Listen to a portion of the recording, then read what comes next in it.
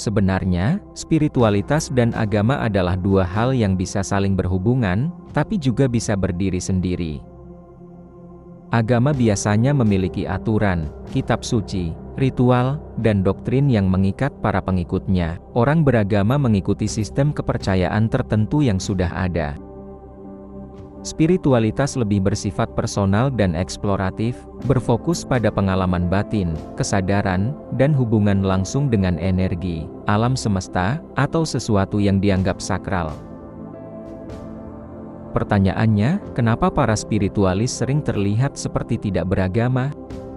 Menurut saya, jawabannya seperti ini. Pertama, fokus pada pengalaman langsung. Spiritualis sering mengejar pengalaman mistik atau batin yang tidak selalu sesuai dengan ajaran agama tertentu. Yang kedua, melampaui batasan dogma. Banyak spiritualis merasa bahwa agama terlalu membatasi pencarian mereka terhadap kebenaran yang lebih luas. Ketiga, mengambil esensi dari berbagai tradisi. Banyak spiritualis mempelajari berbagai ajaran dari agama yang berbeda, bukan hanya satu agama tertentu. Dan yang keempat, tidak terikat institusi. Agama sering memiliki institusi gereja, masjid, pura, dan lain-lain. Sementara spiritualitas lebih bersifat individual dan tidak memerlukan lembaga formal. Kenapa orang beragama itu spiritual? Karena dalam setiap agama, ada unsur spiritualitas, seperti doa, meditasi, dzikir, atau ibadah lainnya yang menghubungkan seseorang dengan Tuhan atau kekuatan yang lebih besar.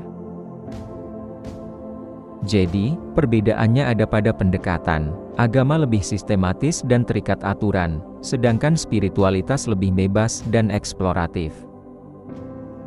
Namun, seseorang bisa menjadi keduanya, seorang spiritualis yang tetap menjalankan agama, atau seseorang yang beragama tapi juga menjalani praktik spiritual yang lebih mendalam.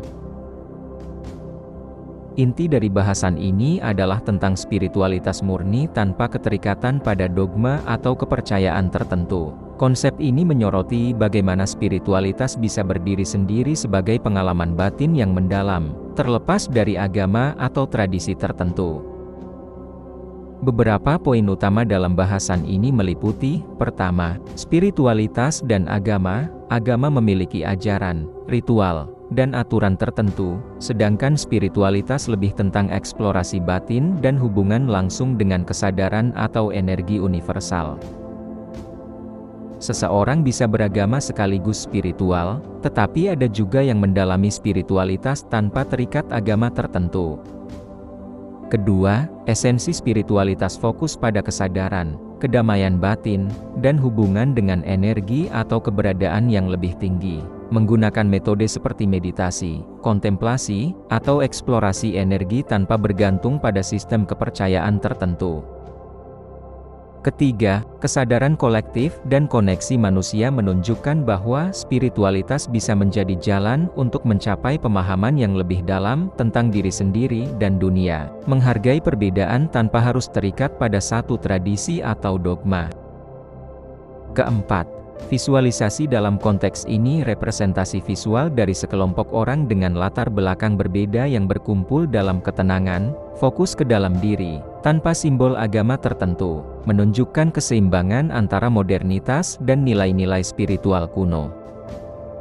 Dengan pendekatan ini, bahasanya menegaskan bahwa spiritualitas adalah pengalaman batin yang universal, terbuka untuk siapa saja tanpa harus mengikuti sistem kepercayaan tertentu.